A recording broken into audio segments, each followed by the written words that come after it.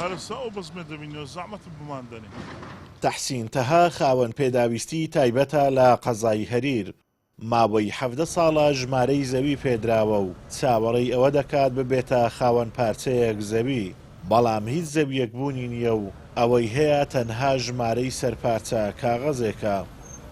بەخۆی برام لە 2007 مافن فۆتاوی و پارچە زەویانە لە 2007 چەند سارەکان تا ئێستا لە 2007ەوە وەرە بەسە بێزار بن هەرچی دایرەیەکەین کاکە و پارچە زەویان لۆ نادەنەمە سەبرەشی بگرین ئەو چەند محافەزە بگۆڕێت چەند مدیر شارەوانی بگۆڕێت چەند مدیر نەعی بگۆڕێ هەر دەر سەبری بگرن سەبر بگرن هەتا ئێستا پارچە زەویە نادەنەمە.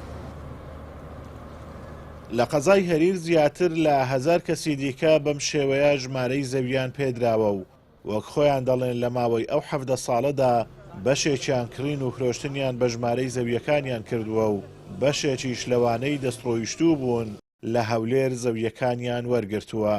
وەڵی کاتی خۆی 2007 ئەو عەردانە تەوزیع کران ئەوی مەقسەدیان با ناویانە نووسی و فەرق و جودایەکی زۆریان کرد. یەک بەخۆ کرێچی بووم نەیاندامێ و ئێستا کەش هیچ بوونی نیە عەردانە وەک کاتەشی کڕین و فرۆشتنیان پێ ئەکرا کڕین و فرۆشتنەشی باشی پێ ئەکرا ئەی واستەی هەبا نەقری هەولێرەیە کرد ئەوجا ئەی فرۆشتەوە و بازاڕەکەیان گەرم بوو ئێستا کەش هیچ بوونی نییە.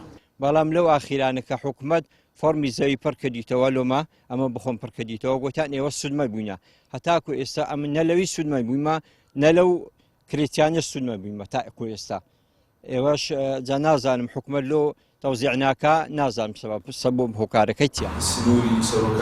سەبارەت بە پێنەدانی زەویەکان بەڕێوەبەری شارەوانی قەزای هەریر دەڵێت بەهۆی نەبوونی زەویەوە نەتوانراوە زەوی بەو هاوڵاتیانە بدرێ، بەڵام لە داهاتوودا لەگەڵ بڕیاری دابەشکردنی زەوی بەسەر فەرمانبەران بە یەک پاکێج زەوی بەسەر سەرجەمیان دابەش دەکرێت.